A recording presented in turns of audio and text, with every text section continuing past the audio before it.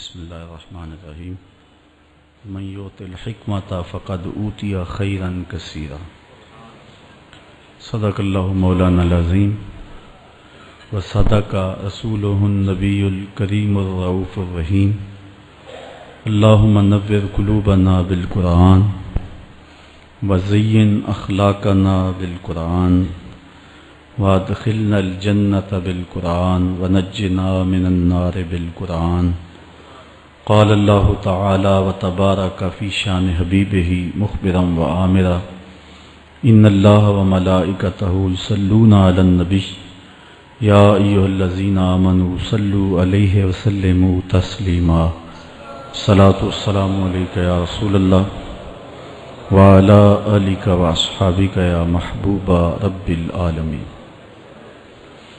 تمام حمد و ثنا تعریف و توصیف اللہ جل مجدہ الکریم کی ذات بابرکات کے لیے جو خالق کائنات بھی ہے اور مالک شش جہات بھی۔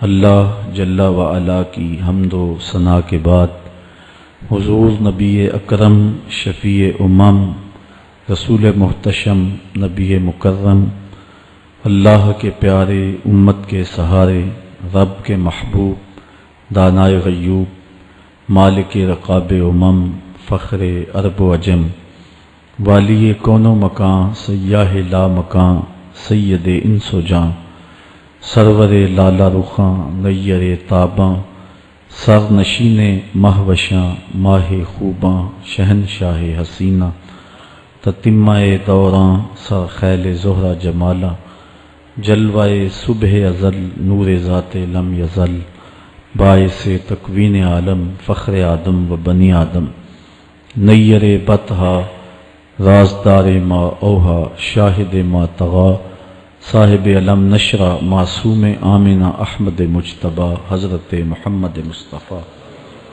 صلی اللہ علیہ وسلم کے حضور ناز میں اپنی عقیدتوں ارادتوں اور محبتوں کا خراج پیش کرنے کے بعد عالی مرتبت ذی وقار محتشم سامعین السلام علیکم ورحمۃ اللہ وبرکاتہ۔ مولا کائنات سیدنا علی المرتضیٰ رضی اللہ تعالی عنہ حضور کے سکے چچا جناب ابو طالب کے فرزند ارجمند ہیں۔ عمر میں حضور سے 30 سال چھوٹے ہیں۔ اللہ تعالیٰ نے حضور علیہ السلام کو جب اعلان نبوت کا ارشاد کیا تو جن خوش نصیب لوگوں نے سب سے پہلے اسلام قبول کیا ان میں نمایاں نام حضرت مولا کائنات سیدنا علی المرتضیٰ کا ہے۔ اس وقت ان کی عمر صرف 10 سال تھی۔ بچوں میں سب سے پہلے اسلام قبول کرنے کا شرف انہیں نصیب ہوا۔ آقا کریم علیہ السلام کے چچا زاد بھائی تھے، لیکن ایک موقع پہ حضور نے ان کو ارشاد کیا انت اخی فی الدنیا والآخرہ، اے علی تو میرا دنیا میں بھی بھائی ہے اور آخرت میں بھی بھائی ہے۔ حضرت مولا کائنات کو حضور علیہ السلام نے مختلف جنگوں میں شرکت کا اعزاز بخشا۔ غزوہ تبوک کے موقع پہ آقا کریم نے ان کو مدینہ المنورہ میں پیچھے بطور امیر چھوڑا تو انہوں نے عرض کی حضور آپ اپنے بھائی کو بچوں اور عورتوں میں چھوڑ کے جا رہے ہیں، تو حضور نے ارشاد فرمایا کہ تیری مثال ایسے ہے جس طرح حضرت موسیٰ علیہ السلام کے ساتھ حضرت ہارون علیہ السلام کی مثال۔ حضرت مولا کائنات کو حضور نے یمن کا حاکم اور امیر بنا کر بھی بھیجا تھا، اور ان کے ساتھ رشتے کی گہرائی یہاں تک ہی نہ رہی بلکہ حضور نے اپنی لاڈلی صاحبزادی حضرت سیدہ فاطمۃ الزہرا رضی اللہ تعالی عنہا کا نکاح بھی حضرت علی المرتضیٰ سے ہی کیا۔ ہجرت کی رات اپنے بستر پہ انہیں لٹایا۔ آقا کریم علیہ السلام نے ان کے لیے بہت سارے اعزازات قائم کیے، اور ان کے فضل و شرف میں بہت ساری احادیث ہیں جو کتب احادیث میں موجود ہیں۔ حضرت زر بن حبیش رضی اللہ تعالی عنہ روایت کرتے ہیں کہ میں نے مولا کائنات سیدنا علی المرتضیٰ سے سنا، وہ فرماتے ہیں کہ رسول کریم نے میرے بارے میں ارشاد کیا کہ اللہ یحبنی الا مومن ولا یبغضنی الا منافق، کہ اے علی تیرے ساتھ مومن کے علاوہ کوئی محبت نہیں کرتا اور منافق کے علاوہ تیرے ساتھ کوئی بغض نہیں رکھتا۔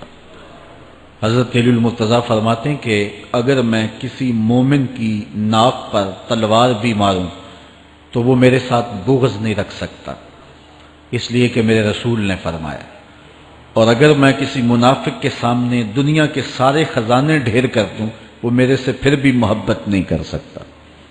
حضرت مولا کائنات رضی اللہ تعالی عنہ اللہ اور اس کے رسول کے محبوب تھے۔ غزوہ خیبر کے موقع پہ حضور نے ارشاد فرمایا، حضرت سہل بن سعد سے روایت مروی ہے، لَأُعْطِيَنَّ هَذِهِ الرَّايَةَ غَدًا رَجُلًا يَفْتَحُ اللَّهُ عَلَى يَدَيْهِ يُحِبُّ اللَّهَ وَرَسُولَهُ وَيُحِبُّهُ اللَّهُ وَرَسُولُهُ۔ فرمایا کہ یہ کل میں اس شخص کے ہاتھ میں پرچم دوں گا کہ جو اللہ اس کے رسول سے پیار کرتا ہے اور اللہ اس کا رسول اس سے پیار کرتے ہیں، اور اللہ اس کے ہاتھوں سے فتح عطا کرے گا۔ کہتے ہیں اگلے دن ہر شخص کے سینے میں دل مچل رہا تھا کہ حضور ہمارا انتخاب کریں اور جھنڈا ہمیں عطا کر دیں، لیکن فرماتے ہیں کہ حضور نے ارشاد فرمایا، این علی بن ابی طالب، علی بن ابی طالب کہاں ہے؟ تو ہم نے عرض کی کہ حضور ان کی آنکھوں میں آشوب ہے۔ فرمایا انہیں بلاؤ۔ بلایا گیا تو حضور نے اپنا لعاب دہن مولا علی کی آنکھوں میں لگا دیا، بیماری دور ہو گئی، اور پھر حضور نے ان کے ہاتھ میں جھنڈا دیا اور اللہ نے اسی دن ان کے ہاتھوں میں فتح عطا فرما دی۔ حضرت زید بن ارقم رضی اللہ تعالی عنہ سے روایت مروی ہے، اس کو تھوڑے سے الفاظ کے فرق کے ساتھ حضرت برا بن عازب نے بھی روایت کیا، ترمذی میں یہ حدیث ہے، اور یہ کسی ایک صحابی سے مروی نہیں ہے، اس حدیث کی شہادت 30 صحابہ نے دی ہے۔ بعض علماء نے لکھا ہے کہ یہ حد تواتر تک پہنچتی ہے، اور یہ صحیح ترین حدیث ہے۔ 30 صحابہ نے یہ حدیث حضور علیہ السلام سے سنی اور اس کی گواہی دی۔ حضرت زید بن ارقم رضی اللہ تعالیٰ عنہ روایت کرتے ہیں کہ حضور نے ارشاد فرمایا، من کنت مولا ہو فعلی مولا، جس کا میں مولا ہوں اس کا علی مولا ہے۔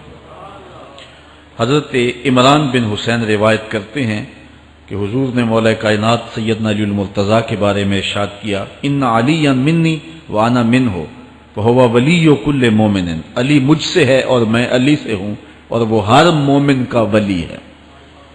حضرت ام سلمہ کہتی ہیں کہ میں نے حضور سے سنا، ارشاد فرماتے تھے، لا یحب علی منافق ولا یبغضہ مومن، علی سے منافق پیار نہیں کرتا اور مومن بغض نہیں رکھتا۔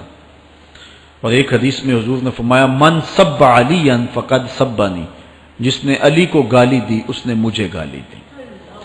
حضرت مولا کائنات رضی اللہ تعالی عنہ کے حوالے سے ایک فرمان سن لیجئے اور میں اپنے مضمون کی طرف آتا ہوں۔ حضرت مولا کائنات کی ذات کو حضور نے معیار بنایا۔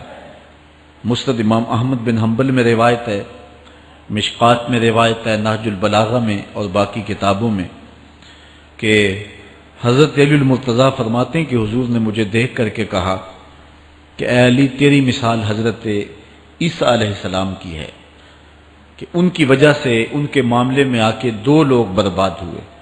ایک وہ لوگ جنہوں نے اتنی محبت کی کہ ان کو ابن اللہ، اللہ کا بیٹا کہہ دیا، وہ بھی برباد ہو گئے، اور دوسرا گروہ وہ کہ جنہوں نے ان کے ساتھ بغض رکھا اور ان کی ماں پہ تہمت لگائی، وہ بھی برباد ہو گئے۔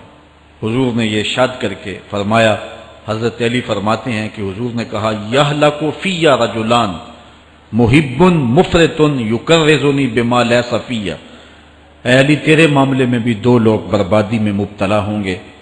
ایک وہ لوگ جو اتنا پیار کریں گے کہ وہ کہیں گے جو تو نہیں ہوگا، اور دوسرے ومبغض یحملہ شنآنی علی ان یبہتنی، اور دوسرے وہ جو تیرے ساتھ بغض رکھیں گے اور بربادی کے راستے پہ چلیں گے۔ تو دونوں گروہ جو ہیں وہ بربادی کی راہوں کے مسافر ہو گئے۔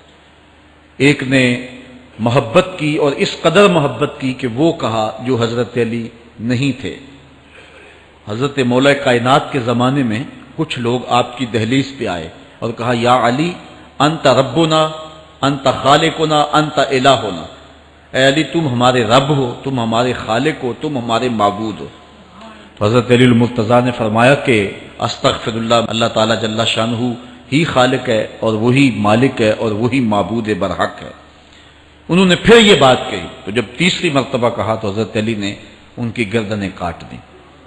تو یہ آج بھی لوگ موجود ہیں ہمارے ملک میں، ہمارے ضلع میں لوگ ہیں جو علی اللہ کا نعرہ لگاتے ہیں، اور یہ بدترین لوگ ہیں اور معاشرے کی تل چھٹ ہیں، اور یہ محبت میں گمراہ ہو گئے اور انہوں نے حضرت علی المرتضیٰ کو خدا اور الہ کہہ دیا۔ دوسرا طبقہ ہے جو حضرت علی المرتضیٰ کو الہ اور خدا تو نہیں کہتا، لیکن انہیں نبیوں سے افضل مانتا ہے۔ بلکہ شیخ محدث دہلوی علیہ رحمہ نے تحفہ اثنا عشریہ میں باقاعدہ اس قول کو بیان کر کے اس کی تردید کی ہے کہ جو ایک طبقے کا خیال ہے کہ حضرت جبرائیل علیہ السلام کو نبوت دینے میں غلطی لگ گئی تھی، وہ دینی تھی حضرت علی کو اور دے گئے حضور کو، تو آپ نے اس کا رد کیا ہے۔ ایک طبقہ نبیوں سے حضرت علی المرتضیٰ رضی اللہ تعالیٰ عنہ کو افضل مانتا ہے، اور یہ طبقہ بہت سارا پایا جاتا ہے۔ میں نے اپنے ان کانوں سے جو ہے یہ باتیں سنی ہوئی ہیں، اور آپ نے بھی سنی ہوئی ہوں گی کہ نبیوں سے حضرت مولا کائنات کو افضل مانتے ہیں، اور یہ بھی گمراہوں کا ٹولہ ہے۔ تیسرا طبقہ وہ ہے جو نبیوں سے افضل تو نہیں مانتا لیکن معصوم مانتا ہے، یہ گمان کرتا ہے کہ حضرت علی رضی اللہ تعالی عنہ بھی اس شان کے مالک ہیں جو معصومیت کی شان انبیاء علیہ السلام کو دی گئی۔ یہ 12 امام اور 14 معصوم کا لفظ آپ نے سنا ہوگا، ہمارے جاہل مولوی بھی بول دیتے ہیں بعض کا، معصوم صرف انبیاء کی ذوات ہیں۔ اولیاء اہل بیت محفوظ ہیں، معصوم نہیں ہیں، معصوم صرف ذوات انبیاء ہیں، اور یہ انہی کا اعزاز ہے، ان کے علاوہ یہ اعزاز کسی اور کو حاصل نہیں ہو سکتا۔ چوتھا طبقہ وہ ہے کہ جو حضرت علی المرتضیٰ رضی اللہ تعالی عنہ کو حضرت ابو بکر و عمر رضی اللہ تعالی عنہما سے بھی افضل مانتا ہے۔ خود مولا کائنات نے فرمایا کہ جو لوگ مجھے شیخین سے افضل کہتے ہیں میں ان کے اوپر وہ حد جاری کروں گا جو ایک جھوٹے پہ جاری ہوتی ہے۔ حضرت محمد بن حنفیہ کہتے ہیں جو حضرت مولا کائنات کے بیٹے ہیں کہ میں نے اپنے باپ علی سے پوچھا کہ اس امت میں سب سے افضل شخص کون ہے؟ قال ابو بکر، کہا امت میں سب سے افضل شخص کا نام ابو بکر ہے۔ کہتے ہیں میں نے کہا ثم من، پھر کون؟ قال عمر، تو کہا حضرت عمر رضی اللہ تعالی عنہ۔ تو یہ ان کا اپنا عقیدہ ہے۔ یہ کہا جاتا ہے کہ حضرت علی رضی اللہ تعالی عنہ کا حق غصب کر لیا گیا۔ حضرت علی خود فرماتے ہیں کہ اگر حضور نے میرے بارے خلافت کی وصیت کی ہوتی تو میرے پاس صرف ایک تلوار اور ایک چادر بھی ہوتی تو میں آخر دم تک لڑتا۔ شیر خدا ہو اور اللہ کا رسول وصیت کرے اور وہ چھپ کے بیٹھا رہے، یہ کیسے ہو سکتا ہے؟ تو یہ حفوات ہیں اور یہ اباطیل ہیں، اور یہ جو ہیں وہ شر ہے جو معاشرے کے اندر پھیلی ہے۔ مخبر صادق نے پہلے خبر دی کچھ لوگ محبت میں گمراہ ہوں، وَمُبْغِضٌ يَحْمِلُهُ شَنَآنِ عَلَىٰ أَن يَبْهَتَنِ، اور کچھ لوگ جو ہیں وہ بغض میں برباد ہو جائیں۔ ایسے لوگ بھی دھرتی پہ موجود ہیں کہ مولا کائنات کا نام لیا جائے تو ان کو گوارا نہیں ہوتا۔ خود حضرت مولا کائنات کے زمانے میں ایسے لوگ موجود تھے، آپ کو شہید کیا گیا ہے۔ اسلام کی تاریخ انتہائی دردناک ہے۔ حضرت مولا کائنات رضی اللہ تعالی عنہ کو ابن ملجم نامی بدبخت نے جو ہے وہ تلوار کا وار کر کے جو زہر میں بجھی ہوئی تھی شہید کیا ہے۔ تو یہ بغض اور دشمنی رکھنے والے لوگ تھے جو زمانے میں موجود تھے۔ ایک طرف ایسے تھے جو الہ اور معبود کہتے تھے، اور آپ جانتے ہیں کہ حضرت علی المرتضیٰ رضی اللہ تعالی عنہ کی قبر لوگوں کی نظر سے چھپا کے بنائی گئی، اس ڈر سے کہ لوگ آپ کی قبر کو اکھیڑ نہ دیں، کیونکہ خارجی اس قدر جو ہے وہ زور آور ہو گئے ہوئے تھے۔ اسلام کی تاریخ دردناک ہے۔ حضور علیہ السلام فرماتے ہیں جتنے دکھ مجھے دیے گئے کسی کو نہیں دیے گئے، کسی نبی کو نہیں پہنچے۔ حضرت صدیق اکبر رضی اللہ تعالیٰ عنہ کی 2 سال 2 ماہ 8 دن دور خلافت آپ کا زمانہ دیکھیں، ٹکنے نہیں دیا گیا، سازشیں، مصائب، اعلان۔ حضرت سیدنا عمر رضی اللہ تعالیٰ عنہ کو شہید کیا گیا، حضرت عثمان غنی رضی اللہ تعالیٰ عنہ پہ 40 دن پانی بند رکھا گیا اور پھر انہیں شہید کیا گیا، حضرت مولا کائنات شہید کیے گئے، حضرت امام حسن کو زہر دیا گیا، حضرت امام حسین کو بچوں کے سامنے ذبح کر دیا گیا، حضرت امام اعظم ابو حنیفہ کی وفات جیل میں ہوئی ہے، امام احمد بن حنبل کے بدن پہ اتنے کوڑوں کے نشان تھے کہ جب قمیض اٹھاتے تھے تو ہر جگہ کوڑوں کے نشان ہی نظر آتے، امام مالک کو مدینے کی گلیوں میں گدھے کے اوپر بٹھا کے کالا منہ کر کے وقت کے حاکم نے پھرایا، حضرت مجدد الفسانی علیہ رحمہ کو گوالیار کے قلعے میں جو ہے وہ قید کیا گیا، علامہ فضل حق خیر آبادی کو جزیرہ انڈمان کالے پانیوں کی سزا دی گئی۔ اہل حق کی تاریخ دیکھیں، دردناک تاریخ ہے، آج بھی کابل میں، کندھار میں، قلعہ جنگی میں، دشت لیلہ میں، تورا بورا میں، تکریت میں، موصل میں، بغداد میں، کشمیر میں، غزہ میں، یہاں برما میں دیکھو کون سی قیامت نہیں توڑی جا رہی ہے۔ ہمارے ساتھ ماضی دیکھیں تو ہمیں بغداد کی وہ دردناک کہانی سامنے آتی ہے جب انسانی کھوپڑیوں کا مینار تعمیر کیا جا رہا ہے اور منگول سردار نے اپنی فوج کو حکم دیا تھا کہ جو کسی مسلمان کا سر نہیں لائے گا اس کا سر کاٹ کے اس مینار پہ لگائیں گے۔ پھر لوگ پیسے لے کے پھرتے تھے کہ مسلمان کا پتہ دے اور اس کی کھوپڑی کاٹی جائے۔ کچھ لوگ جان چھپانے کے لیے تہہ خانوں میں گھس گئے، پھر دجلہ کا بند توڑا گیا، 1.25 لاکھ لاشیں ہم نے تہہ خانوں سے نکالی تھی۔ اندلس کی تاریخ پڑھیں، ہمارے ساتھ جو قیامت توڑی گئی، مصر کے اندر 30,000 فاطمی کو شہید کیے گئے۔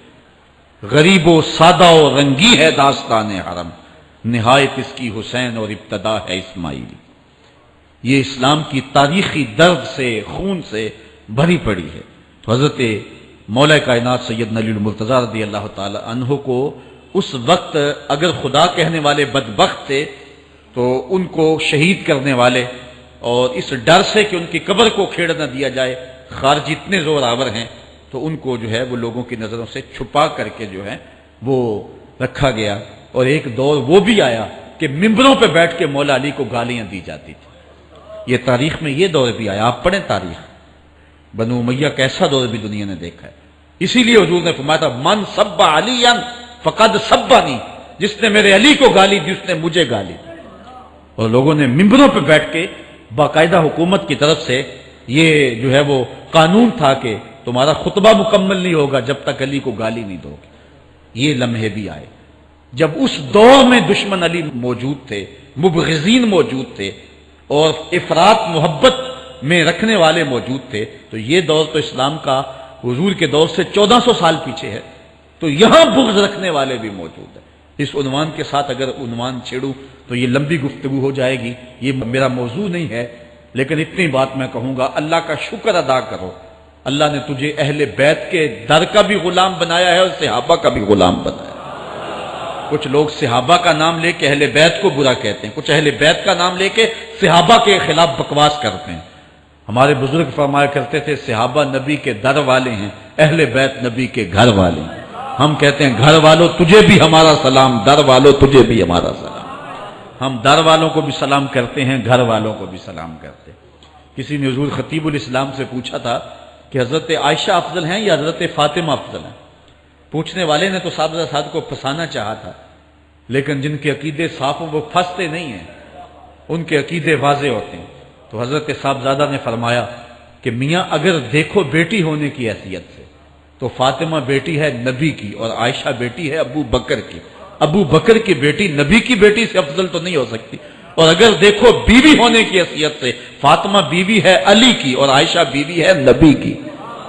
علی کی بیوی نبی کی بیوی سے افضل تو نہیں ہو سکتی۔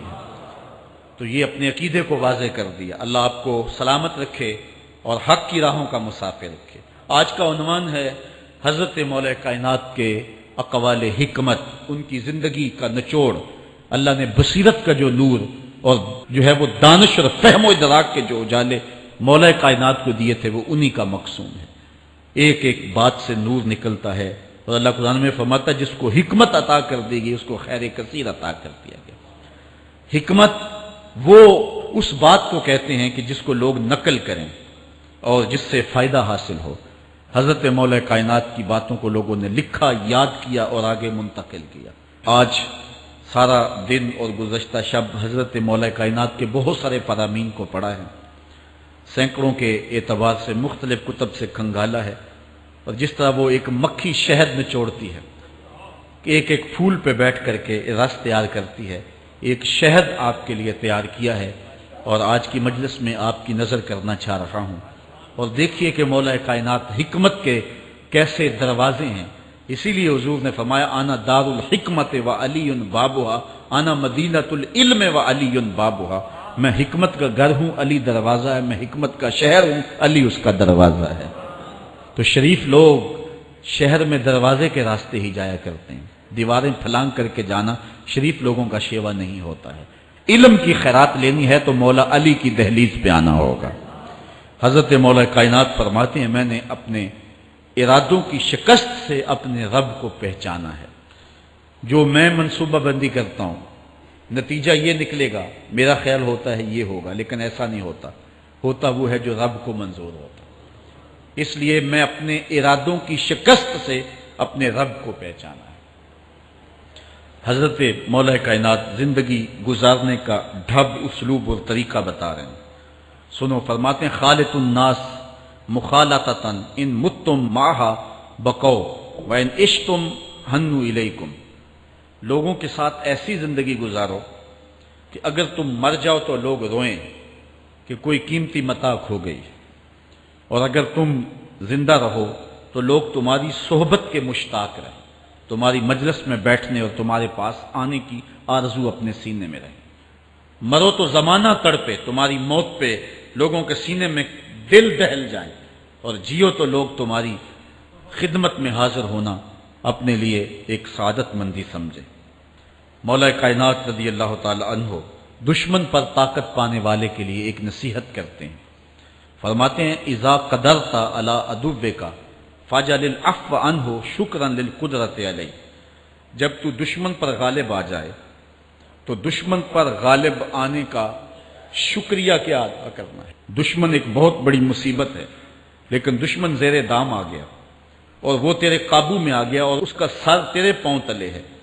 اب اللہ کا شکر اس حال میں کہ مالک تو نے دشمن پر مجھے غلبہ دیا، طاقت دی، تو شکر کیا ہے؟ تو حضرت مولا کائنات فرماتے ہیں دشمن پر غالب آنے کا شکریہ یہ ہے کہ دشمن کو معاف کر دو۔ یہ بڑے لوگوں کا شیوا ہوتا ہے، جب دشمن قابو آ جائے تو پھر اس سے درگزر کرنا، یہ اللہ تعالیٰ کا شکر ادا کرنا ہے، یہ اللہ تعالیٰ جل شانہ کی اس کرم نوازی کا شکریہ ادا کرنا ہے۔ زہد کیا ہے؟ حضرت مولا کائنات رضی اللہ تعالی عنہ کا ایک 4 لفظی فرمان سنیے، اور زہد کی تعریف کتنی خوبصورتی کے ساتھ کی۔ فرمانے لگے افضل الزہد اخفاء الزہد، بہترین زہد یہ ہے کہ زہد کو پوشیدہ رکھا جائے، بہترین زہد یہ ہے کہ زہد کو پوشیدہ رکھا جائے۔ ہم تو اپنی عبادتوں، اپنی نیکیوں، اپنی سماجی خدمات کے اشتہار چھپواتے ہیں نا۔ وہ کسی زمانے میں ہم سنتے تھے نیکی کر دریا میں ڈال، اور اب کہتے ہیں نیکی کر اخبار میں ڈال۔ یہاں زہد، ترک دنیا، اللہ تعالیٰ کی عبادت کا جو ذوق بندے کو نصیب ہوتا ہے، وہ بہترین اور افضل زہد کیا ہے؟ کہا زہد کو پوشیدہ رکھنا، یہ افضل زہد ہے۔ حضرت مولا کائنات کا ایک اور فرمان سنیے، اشرف الغنا ترک المنا، بہترین دولت مندی کیا ہے؟ جس کے پاس مربے زیادہ ہیں، جس کے پلازے زیادہ ہیں، جس کا بینک بیلنس زیادہ ہے، جس کے پاس جو ہے وہ بہت ساری دولتیں ہیں، سونا اور چاندی کے انبار ہیں، کون سب سے زیادہ دولت مند ہے؟ افضل دولت مندی کیا ہے؟ تو حضرت مولا کائنات فرماتے ہیں کہ افضل دولت مندی یہ ہے کہ آرزویں ترک کر دی جائیں، ورنہ کھرب پتی بھی بندہ ہوگا تو اس کو چین نہیں آئے گا، قرار نہیں آئے گا، حل من مزید اس کی تباہ میں ہوگا۔ چونکہ آنکھیں نہیں رجتی، پیٹ بھر جاتا ہے، آنکھیں نہیں بھرتی۔ کوزائے چشمے حریصاں پر نشد، تا صدف کانے نشد پر در نشد۔ اس لیے حضرت مولا کائنات فرماتے ہیں بہترین غنا اور دولت مندی کیا ہے؟ کہ بندے کی آرزویں ختم ہو جائیں۔ اقبال کہتا ہے تیری دعا ہے کہ ہو میری آرزو پوری، تیری دعا ہے کہ ہو میری آرزو پوری، میری دعا ہے کہ تیری آرزو بدل جائے، میری دعا ہے کہ تیری آرزو بدل جائے۔ تو یہ بہترین غنا ہے کہ بندے کی آرزویں مختصر ہو جائیں، ورنہ انسان جس حالت میں بھی ہو وہاں مطمئن نہیں ہوتا۔ کروڑ پتی ارب پتی کو دیکھتا ہے، ارب پتی کھرب پتی کو دیکھتا ہے، کھرب پتی اپنے سے آگے دیکھتا ہے۔ اس لیے جب آرزویں مختصر ہوں گی تو بندہ جس حالت پہ بھی ہوگا راضی ہوگا، اور بندہ اپنی حالت پہ راضی ہو جائے تو یہ اللہ کی رضا کا سبب ہے۔ حضرت مولا کائنات کا ہی ایک قول ہے، جو اللہ کے عطا کردہ تھوڑے رزق پہ راضی ہو گیا، اللہ تعالیٰ قیامت کے دن اس کے تھوڑے عملوں پہ راضی ہو جائے۔ یہ اللہ کی کرم نوازیوں کے رنگ ہیں۔ حضرت مولا کائنات کی ایک اور حکمت آمیز بات سنیں، فرما رہے ہیں سیئات تسوء کا خیر عند اللہ من حسنۃ توجب کا، وہ برائی جو تجھ کو پریشان کر دے، دکھی کر دے، اذیت میں مبتلا کر دے، وہ گناہ جو تیرے ضمیر پہ بوجھ بن جائے، تو اپنے آپ کو حقیر سمجھنے لگ جائے، چھوٹا سمجھنے لگ جائے، گناہگار سمجھنے لگ جائے، جس برائی سے تجھے دکھ پہنچے وہ اس نیکی سے بہت اچھا ہے وہ تیرا برائی کرنا جو تجھے تکبر میں مبتلا کر دے۔ جس نیکی سے تو متکبر ہو جائے، انسان کو انسان نہ سمجھے، مخلوق کو کیڑے مکوڑے سمجھے، اپنے سجدوں پہ ناز کرے، ان سجدوں سے وہ برائی بہتر ہے جو تیرے اندر عجز پیدا کر دے، تیرے اندر نرمی پیدا کر دے، تیرے اندر جو ہے وہ ایک رکت پیدا کر دے۔ وہ برائی جو ہے وہ اس نیکی سے بہتر ہے۔ حضرت مولا کائنات کا ایک اور فرمان دیکھیے، لا غنا کل عقل ولا فقر کل جہل ولا میراث کل ادب ولا ظہیر کل مشاورہ۔ کتنی خوبصورت باتیں ارشاد فرمائیں۔ فرمایا عقل جیسی دولت کوئی نہیں، عقل جیسی دولت کوئی نہیں ہے، اور جہالت جیسی غربت کوئی نہیں۔ جو شخص جاہل ہے وہ کروڑوں میں بھی کھیلتا ہے تو وہ غریب ہے۔ اللہ نے عقل کا چراغ دیا ہے تو اس کے پاس دولت نہیں بھی ہے تو عقل بہت بڑی دولت ہے۔ تیسری بات، ولا میراث کل ادب، اور ادب جیسی وراثت کوئی نہیں۔ ایک بندے کو ادب کی دولت مل گئی تو اس کو سب کچھ مل گیا۔ آج جس دور میں ہم جی رہے ہیں، اس دور میں ہم سے ادب چھینا جا رہا ہے، بڑی باریک سازشیں ہو رہی ہیں، آنکھوں سے حیا نکالا جا رہا ہے، بوڑھوں کا، بزرگوں کا۔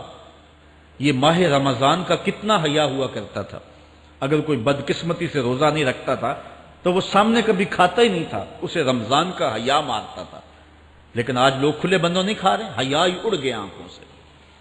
اس طرح اہل بیت کا حیا آنکھوں سے نکل گیا، اصحاب رسول کا حیا آنکھوں سے نکل گیا، نبی کا حیا لوگوں کی آنکھوں میں نہیں رہا۔ بے ادبی کو فروغ ہے، اور نبی کے بارے میں ایسی ڈٹائی سے بات کرتے ہیں جس طرح عام آدمی ہو گئے۔ یہ بے حیائی کا اور بے ادبی کا دور ہے، جبکہ ادب ایک بہترین وراثت ہے۔ اگر آپ مجھے پوچھیں کہ دین کیا ہے، ایک تو ہے کہ 3 گھنٹے کا باز کیا جائے کہ دین یہ ہے، اور ایک ہے کہ 2 لفظوں کے اندر بتایا جائے دین کیا ہے۔ تو اگر 2 لفظوں میں بتانا چاہوں تو اقبال کا لہجہ ادار دینا پڑے گا۔ اقبال کہتا ہے دین سراپا سوختن اندر طلب، انتہائش عشق آغازش ادب۔ طلب محبوب میں تڑپنے کا نام دین ہے، ادب سے شروع ہوتا ہے عشق پہ ختم ہو جاتا ہے۔ جس دین میں ادب نہیں ہے وہ دین نہیں، چاہے صحابہ کا ادب نہیں، چاہے اہل بیت کا ادب نہیں، چاہے انبیاء کی ذوات کا ادب نہیں، چاہے والدین کا ادب نہیں، دین نام ہی ادب کا ہے۔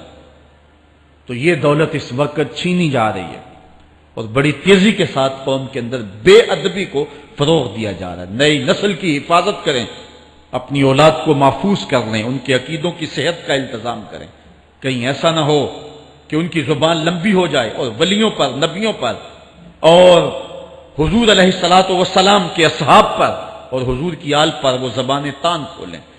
اور جس کو جو ہے وہ استنجے کا بھی پتہ نہیں ہے، وہ انبیاء کے علم پہ گفتگو کر رہا ہے۔ شرم نہیں آتی کس کا علم تول رہے ہو، کس کی ذات کو ناپ رہے ہو۔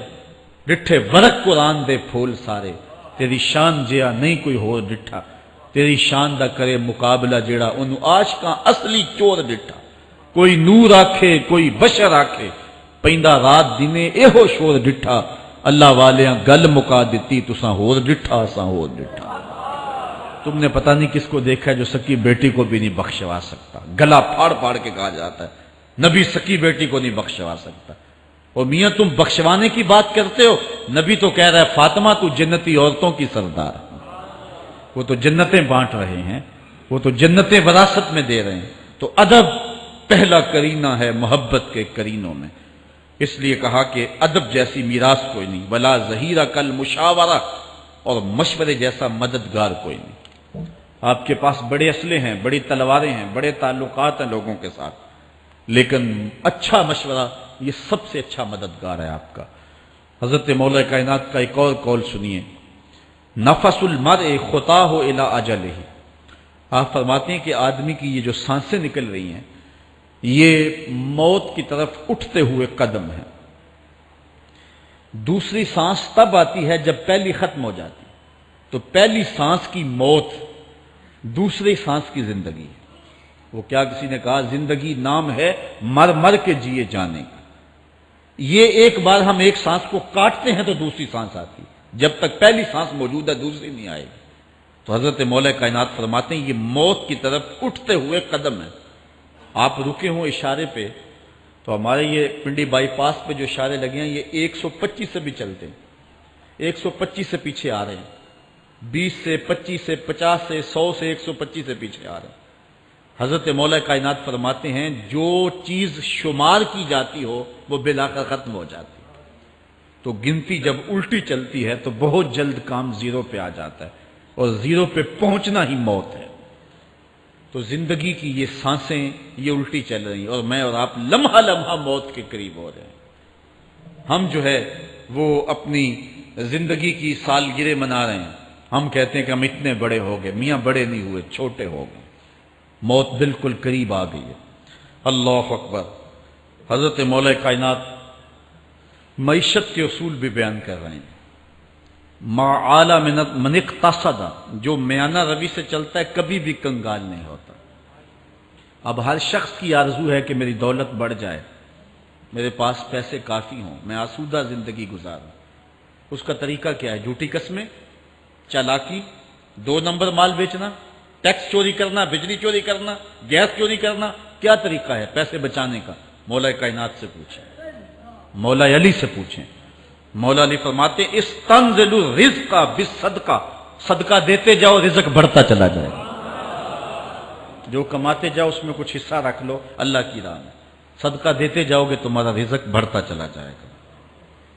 اچھا حضرت مولا کائنات کا ایک اور قول دیکھیے اور اس کا حسن دیکھیے، من ظن بک خیرا فصدق ظنہ، جو تیرے بارے میں اچھا گمان کرے تو اس کے گمان کو سچائی کر دے۔ تو وہ نہیں ہے جو کوئی تیرے بارے میں گمان کر رہا ہے، لوگ تجھے اچھا سمجھتے ہیں، تو اچھا نہیں ہے، تو اچھا بن جا تاکہ لوگوں کا گمان ٹھیک ہو جائے۔ اعلی حضرت عظیم البرکت امام احمد رضا خان فاضل بریلوی علیہ رحمہ، آپ کے بارے میں لوگوں کا گمان تھا کہ حافظ قرآن ہیں، آپ حافظ نہیں تھے، تو آپ کے بارے میں یہ گمان پیدا ہو گیا کہ یہ حافظ ہیں۔ تو رمضان کا موسم آیا تو کسی نے کہا حضرت اس مرتبہ آپ ہی سنا دیں، تو اعلیٰ حضرت نے سوچا یہ میرے بارے میں اچھا گمان کرتے ہیں، چلو حافظ بانی جاتے ہیں۔ اعلیٰ حضرت نے قرآن 1 مہینے میں حفظ کیا ہے، دن کو پڑھتے تھے، شام کو سنا دیتے تھے کہ جو لوگوں کا گمان ہے میں اس کے مطابق ہی ہو جاؤں۔ اچھا گمان کی کہانی سنیے، صحیح حدیث میں آتا ہے اور حدیث قدسی ہے، رب کہتا ہے میرا بندہ میرے بارے جو گمان کرتا ہے میں ایسے ہی ملوں گا۔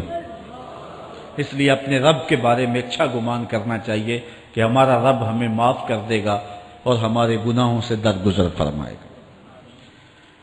حضرت مولا کائنات کا ایک اور حکمت آمیز جملہ سماعت کیجئے، من عظم صغار المصائب ابتلاہ اللہ بکبارہا، چھوٹی سی مصیبت آ جائے جو بندہ واویلا شروع کر دے، مصیبت آ گئی، چھوٹی سی بیماری آئے تو شور کرے، چھوٹی سی مصیبت آئے تو شور کرے، اللہ اس کو پھر بڑی مصیبت میں مبتلا کر دیتا۔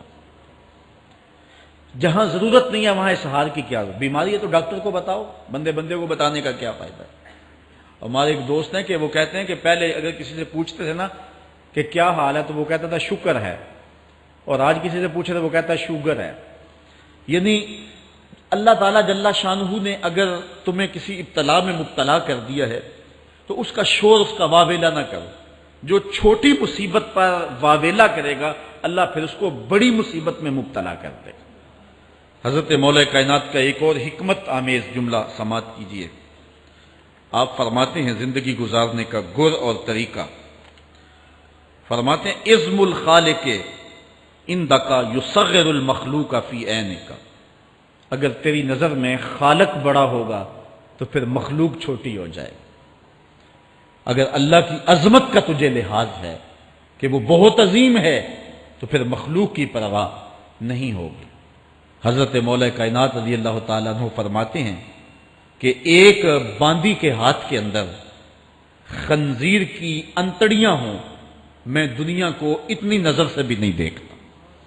تو یہ انسان اللہ کی عظمتوں کا اور اللہ کی شانوں کا جب لحاظ اسے ہوتا ہے تو پھر دنیا اس کی نظر میں جو ہے وہ کوئی قدر و قیمت نہیں رکھتی۔ ایک روایت میں آتا ہے جس کو اللہ نے قرآن دیا اور اس نے دنیا داروں کو دیکھا رشک کی نظر سے کہ ان کو دولت دی گئی، ان کو فلاں دیا گیا، میں تو بہت پیچھے رہ گیا۔ قد حقر ما آتاہ اللہ، اس نے اللہ کی عطا کو حقیر جانا۔ وہ میاں انہیں دولت دی گئی ہے، رب نے تجھے اپنا قرآن عطا کیا، تو پھر جو ہے وہ تو حقیر تو نہیں ہے، تجھے تو اعلیٰ چیز عطا کر دی گئی ہے۔ تو جس نے اللہ کی عظمت اور خالق کی عظمت کا اقرار کیا پھر مخلوق اس کی نظر میں کوئی حیثیت نہیں رکھتی ہے۔ کن فی الفتنۃ کابن اللبون لا زہر فیرکب ولا درع فیحلب، جب فتنے دنیا پہ پھیل جائیں تو مولا کائنات نصیحت کرتے ہیں پھر زندگی کیسے گزارنی۔ یہ دور بھی فتنوں کا دور ہے۔ حضرت مولا کائنات فرماتے ہیں جب فتنے معاشرے میں پھیل جائیں تو پھر اونٹ کے 2 سالہ بچے کی طرح ہو جا کہ اگر لوگ اس پہ سواری کرنا چاہیں تو وہ سواری کے قابل نہ ہو، اور لوگ اگر اس کا دودھ دونا چاہیں تو وہ دودھ نہ دے، یعنی وہ فتنے کو کسی طرح سے بھی تقویت نہ دے، اس طرح کا ہو جا جس طرح اونٹنی کا 2 سال کا بچہ ہوتا ہے۔ حضرت مولا کائنات فرماتے ہیں من حاسب نفسہ رابحہ ومن غفل عنہا خاسرہ ومن خاف آمنہ ومن اعتبر ابصرہ ومن ابصر فاہمہ ومن فاہم عالم۔ فرماتے ہیں کہ جس نے اپنے نفس کا محاسبہ کیا اس نے نجات پا لی، اور جو اپنے نفس کے محاسبے سے غافل رہ گیا اس نے خسارے کا سودا کیا۔ جو اللہ سے ڈرا وہ امن پا گیا، اور جس نے زندگی سے عبرت حاصل کی اس کی آنکھوں میں روشنی آ گئی، بصیرت کا اسے نور مل گیا، اور جسے بصیرت کا نور مل گیا وہ فہم و فراست کی دولت سے مالا مال ہو گیا۔ ومن فاہم عالمہ، اور جس کو فہم مل گیا وہی شخص عالم بن گیا۔ مختلف سیغے یاد کرنے سے عالم نہیں بنتا، فہم و فراست کا نور اگر مل جائے تو یہ ہے علم کا جمال، آخرت کی فکر رکھنے والا عالم۔ بلکہ مولا کائنات فرماتے ہیں العلم علمان مطبوع و مسموع، علم 2 علم ہے، ایک وہ ہے جو من میں راسخ ہو اور ایک وہ ہے جو کانوں تک رہتا ہو۔ فرماتے ہیں ولا ينفع المسموع اذا لم يكن المتبوع، جو سنا ہوا علم نفع نہیں دیتا جب تک وہ من میں اتر نہ جائے اور باطن کے اندر روشنی نہ کر دے۔ حضرت مولا کائنات کی ایک اور نصیحت ذرا غور سے سنیے، فرمایا تمہارے سامنے نیکوکار اور بدکار برابر نہ ہو، کہ نیک بھی جو ہے وہ اسی انداز میں ہو اور برا بھی، اس کا سلوک بھی تمہارا ایک جیسا ہی ہو۔ ایسا کرنے سے نیکوں کی ہمت پست ہو جائے گی اور خطاکار اور بھی شوخ ہو جائیں گے۔ ہر آدمی کو وہ مقام دینا چاہیے جس کا وہ اپنے عمل کے اعتبار سے مستحق ہے۔ اصل خرابی ہوئی تب ہے ہمارے آراس میں، ہماری محافل نعت میں، ہماری مجالس میں وہ لوگ مہمان خصوصی بنے جن کے پاس دولت زیادہ تھی، چاہے کردار کے لحاظ سے وہ کتنے ہی پست کیوں نہ ہو، اور جن کے پاس دولت نہیں ہے چاہے وہ کردار کے اعتبار سے جتنے مرضی بلند کیوں نہیں ہے، انہیں عزت کی مسند پہ نہیں بٹھایا گیا۔ میں نے اپنی ان آنکھوں سے گجرانوالہ کے ایک اسٹیج پہ دیکھا کہ ایک محفل نعت تھی اور ایک بوڑھا شخص سفید ریش، وہ اسٹیج پہ شوق میں کہ میں نعت خانوں کو قریب سے دیکھوں، وہ آ کے بیٹھ گیا، اور منتظمین نے جو ہے وہ سیکورٹی کو حکم دیا اس بابے کو اٹھاؤ اور اس کو جو ہے وہ نیچے کرو۔ یعنی لوگوں کی قدر و منزلت ان کے دولت کے قد کے مطابق کی جاتی۔ جو کل شراب خانے میں مہمان خصوصی تھا آج وہ محفل نعت میں مہمان خصوصی ہے۔ جو جتنا بڑا ڈاکو ہے اتنا ہی بڑا جو ہے وہ عزت پاتا ہے. کیوں؟ دین میں تو عزت ان کو ہونی چاہیے جو دیندار. ان اکرمکم عند اللہ اتقاکم، جو سب سے زیادہ متقی ہوگا اللہ کے نزدیک وہی عزت والا ہوگا. تو ایک بندے کو دنیا میں بھی عزت ہے اور مصلی اور محراب اور جو ہے وہ عرس اور پیر خانے میں بھی اس کو عزت ہے، تو پھر یہ حوصلہ شکنی ہے تقوی والوں کی. حضرت مولا کائنات فرماتے ہیں اور خطا کار اور بھی شوق ہو جائے گا. بلکہ ہم نے جو انداز اختیار کیا ہوا ہے، ایک شعر پڑھتے ہیں ہمارے نعت خاں کہ چلو دربار نبی میں چلیں، کھوٹے سکے بھی جہاں پہ چلتے ہیں. اور پھر جو ہے وہ سارے لوگ نوٹ پھینک رہے ہوتے ہیں. شرابی بھی نوٹ پھینک رہا ہے، جوا کھیلنے والا بھی پھینک رہا ہے، جس نے رشوت سے پیسے کمائے وہ بھی پھینک رہے ہیں اور خوش ہو رہے ہیں کہ کھوٹے سکے بھی وہاں چلتے ہیں. جبکہ ان اللہ طیب ولا یقبل الا الطیب، حدیث میں آتا ہے اللہ فرماتا ہے کہ اللہ طیب ہے اور پاکیزہ کے علاوہ قبول ہی نہیں کرتا. من غش فلیس منا، جو ملاوٹ کرے وہ ہم سے نہیں ہے. اور یہاں کھوٹے سکے بھی چلائے جا رہے ہیں اور پھر جتنے بھی کھوٹے سکے ہیں وہ نوٹ پھینک رہے اور ایسے ایسے پھینک رہے اور خوش ہو رہے ہیں کہ یہ تو کچھ بھی نہیں ہے.